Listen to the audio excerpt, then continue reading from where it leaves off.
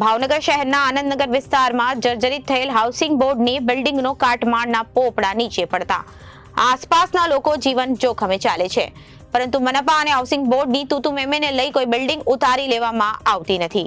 ત્યારે જો જર્જરિત બિલ્ડિંગ લઈને કોઈને જાનહાનિ થાય તો જવાબદાર કોણ રહેશે? ભાવનગર શહેરમાં જર્જરિત બિલ્ડિંગ ધરાશાયી થવાની અનેક ઘટનાઓ બનવા પામી છે।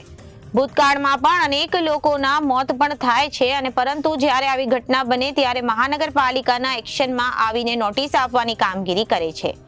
ત્યારે શહેરમાં હાઉસિંગ બોર્ડની બિલ્ડિંગો પણ ખાલી કરવા માટેની કાર્યવાહી કરવામાં આવી છે, પરંતુ આ બિલ્ડિંગનો કાટમાળ ઉતારી લેવાની કાર્યવાહી કરવામાં આવતી નથી। જ્યારે આનંદનગર વિવાના દવાખાના પાસે આવેલ દીપ હાઉસિંગ બ્લોક નંબર 2 અને 3 માં લાંબા સમયથી અર્ધ પડેલી હાલતે છે, અને ત્યારે બિલ્ડિંગ જમીનદોસ્ત કરવા મનપા અને હાઉસિંગ બોર્ડ પત્ર વ્યવહાર કરી ટોપલો કે એકબીજાની ઉપર નાખે છે। ત્યારે જો કોઈ ઘટના બને તો જવાબદાર કોણ? શહેરના આનંદનગર વિસ્તારમાં દીપ હાઉસિંગના 3 બ્લોક આવેલા છે, જે 5 વર્ષથી જર્જરિત જાહેર કરી હાઉસિંગ બોર્ડ દ્વારા નોટિસ ચોંટાડી દીધી છે।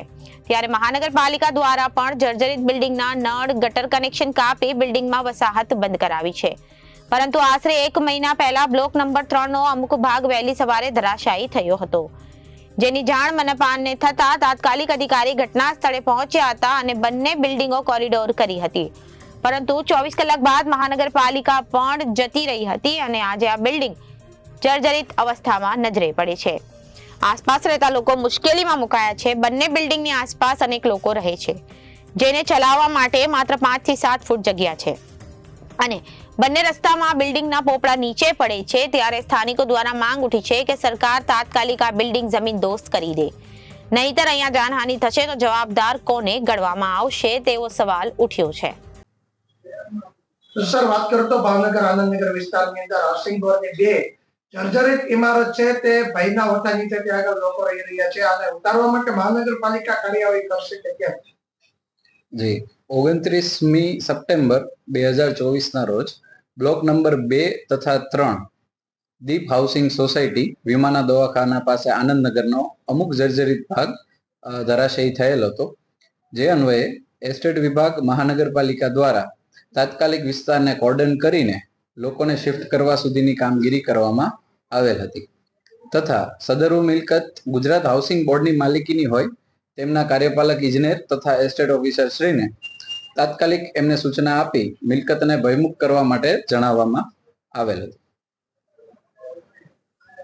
સર, મહાનગરપાલિકા દ્વારા જર્જરિત ઇમારતો ઉતારવામાં આવી રહી છે, પરંતુ હાઉસિંગ બોર્ડની ઇમારત છે, હવે મહાનગરપાલિકા ઉતારશે કે હાઉસિંગ બોર્ડ ઉતારશે તે માટે કાર્યવાહી શું કરવામાં આવી છે?